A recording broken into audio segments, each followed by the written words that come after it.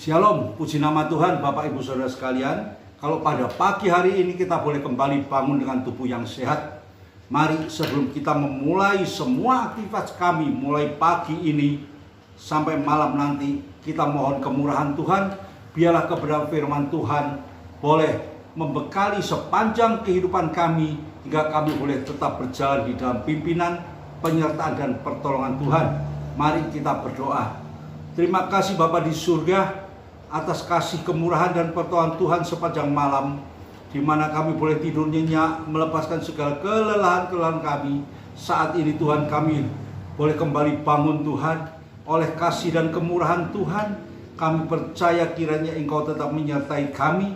Mari Tuhan, bekali kami dengan kebenaran firman-Mu, hingga setiap langkah kehidupan kami, setiap aktivitas kami boleh tetap berjalan di dalam jalan pimpinan, pertolongan dan penyertaan Tuhan. Terima kasih Bapa di surga, di dalam nama Tuhan Yesus kami sudah berdoa dan mengucap syukur. Amin. Puji nama Tuhan Bapak Ibu Saudara sekalian. Pagi hari ini firman Tuhan berjudul Hidup Orang Percaya.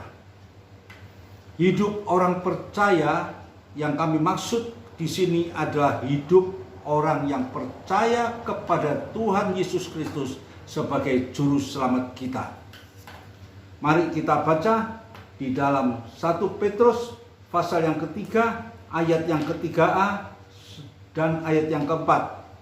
Demikian bunyinya. Perhiasanmu janganlah secara lahiriah. 4. Tetapi perhiasanmu ialah manusia batiniah yang tersembunyi dengan perhiasan yang tidak binasa, yang berasal dari roh yang lemah lembut dan tentram, yang sangat berharga di mata Tuhan. Inilah Bapak Ibu Saudara sekalian, firman Tuhan mengatakan, perhiasanmu janganlah secara lahiriah. Bukan kita tidak boleh memakai perhiasan dan lain sebagainya, mengenakan pakaian yang indah dan lain sebagainya. Tetapi kita harus tahu bahwa perhiasan kita itu harus kita titik beratkan di nilai-nilai secara lahiriah. Firman Tuhan menuliskan, perhiasanmu ialah manusia batiniah yang tersembunyi dengan perhiasan yang tidak binasa. Apa yang dimaksud perhiasan yang tidak binasa, yang berasal dari roh yang lemah lembut dan tentram, yang sangat berharga di mata Tuhan, yaitu Roh Kudus yang ada di dalam setiap kehidupan orang percaya. Itu harus menguasai setiap langkah kehidupan kita, sehingga jikalau pada pagi hari ini firman Tuhan dengan judul hidup orang percaya, tentunya ada satu perbedaan hidup orang percaya dengan hidup orang yang tidak percaya. Yang saya maksud percaya kepada Tuhan Yesus. Di sini firman Tuhan selalu mengingatkan kepada kita bahwa fokus kehidupan kita itu yaitu di bawah kendali Roh Kudus yang ada di dalam kehidupan kita. Bukan secara lahiriah, tetapi secara batiniah. Itu sebagai satu kekuatan kita, kekuatan yang terus-menerus memperbarui kehidupan kita. Tuhan minta kepada kita agar kita ini hidup dengan lemah lembut dan tentram, hidup penuh damai, hidup penuh sukacita.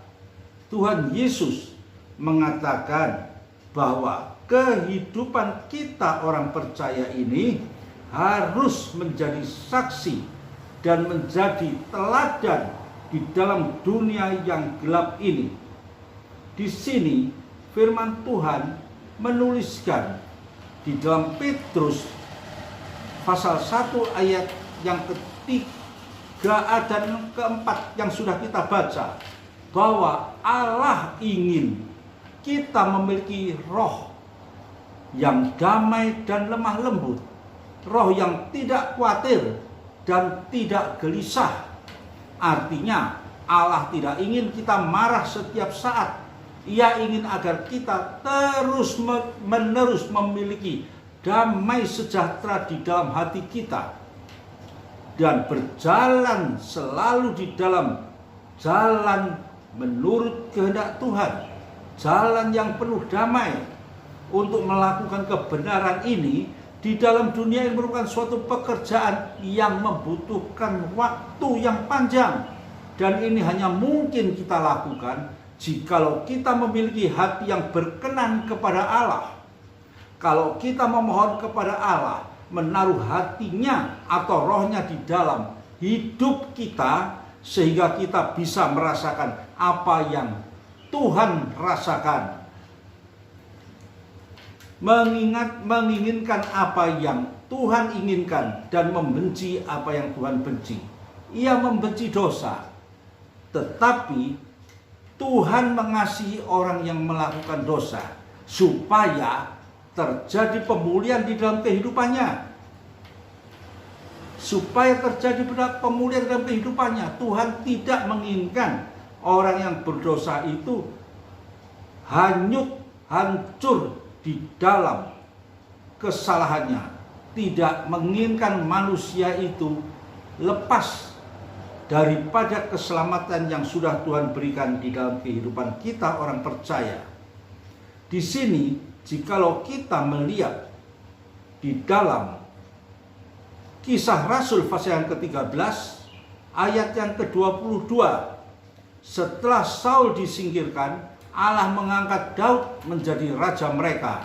Tentang Daud, Allah telah menyatakan, aku telah mendapat Daud bin Isai, seorang yang berkenan di hatiku dan yang melakukan segala kehendakku. Di sini Tuhan tidak sembarangan memilih orang, tetapi di sini Tuhan sudah menyatakan Daud adalah orang yang berkenan di hatiku dan yang melakukan segala kehendakku. Berarti orang yang betul-betul sudah dipilih oleh Tuhan, orang yang sudah betul-betul masuk di dalam rencana Tuhan. Kita membaca di sini, Daud adalah orang yang sungguh-sungguh berkenan di hati Tuhan. Kita tahu bahwa Daud melakukan beberapa kesalahan yang cukup serius. Ia berdosa, bertobat, dan kembali kepada Allah. Ia membayar harga atas dosa yang telah dilakukan, tetapi Daud memiliki hati yang berkenan kepada Allah. Itulah yang perlu kita miliki. Seorang pemimpin harus memiliki hati yang benar, karena seorang pemimpin melayani dari hatinya. Hati adalah pusat hidup, pusat roh, pusat pikiran, dan pusat batin seseorang. Kita tidak perlu menjadi sempurna untuk melayani, tetapi kita tidak bisa memberikan sesuatu kepada orang lain apa yang tidak kita punyai. Bagaimana kita bisa mengabarkan tentang kemenangan kepada orang lain jika kita sendiri tidak memiliki kemenangan itu di dalam kehidupan kita sendiri? Bagaimana kita bisa mengabarkan tentang damai sejahtera jika kita sendiri tidak memiliki damai sejahtera itu di dalam diri kita? Keadaan kita tidak selalu diliputi damai sejahtera, tetapi dengan pertolongan Tuhan kita bisa belajar mengalami damai sejahtera itu sementara kita menjalani keadaan hidup yang ada di dalam hidup kita sekarang. Untuk itu biarlah kita mau tetap belajar, minta kepada Tuhan dengan hati yang penuh kesungguhan. Tuhan pasti berikan kepada kita, sehingga hidup kita ini boleh jadi berkat bagi kemuliaan dan kebesaran nama Tuhan. Inilah Bapak Ibu dan saudara sekalian, yang Tuhan minta agar hidup kita ini boleh mencerminkan adanya Kristus di dalam kehidupan kita. Hidup penuh dengan nuansa roh yang lemah lembut dan penuh dengan damai. Melakukan kehendak Tuhan, inilah yang sangat Tuhan kehendaki dan sangat berharga di pemandangan mata Tuhan.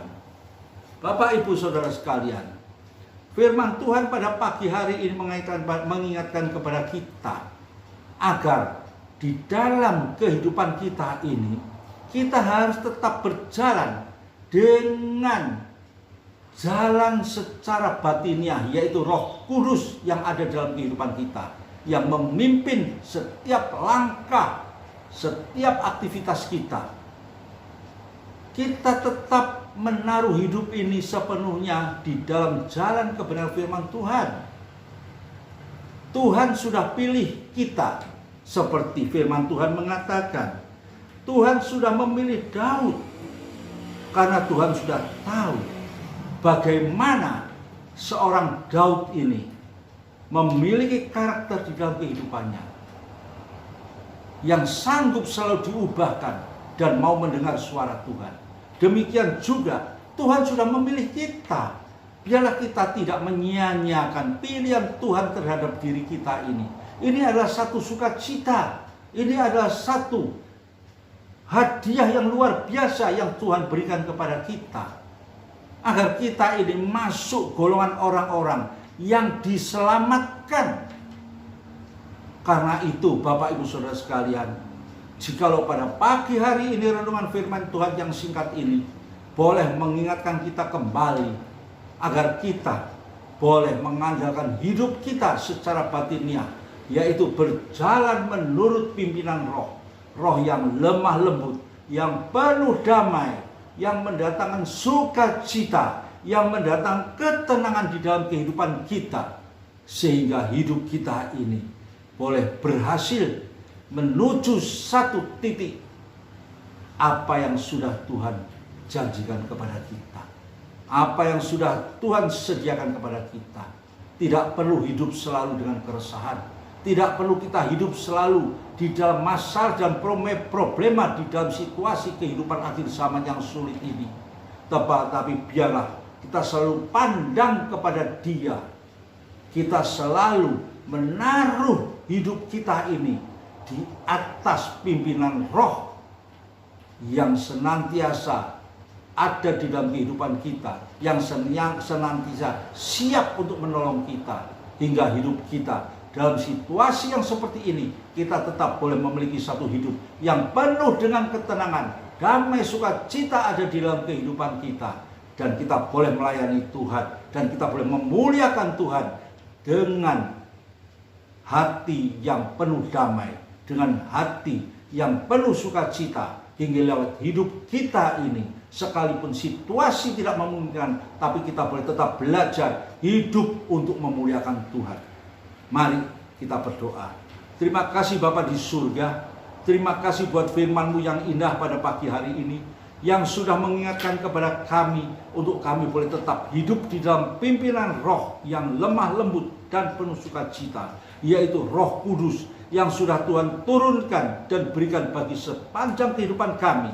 Karena kami tahu Tuhan, di luar Tuhan kami tak mampu berbuat apa-apa. Untuk itu kami bersyukur dan sangat berterima kasih kepadamu Bapa, jikalau pagi hari ini Tuhan masih mengingatkan kepada kami semua bahwa kami boleh tetap hidup di dalam pimpinan, penyertaan dan pertolongan Tuhan. Terima kasih Tuhan, terima kasih. Di dalam nama Tuhan Yesus kami sudah berdoa dan mengucap syukur. Haleluya. Amin.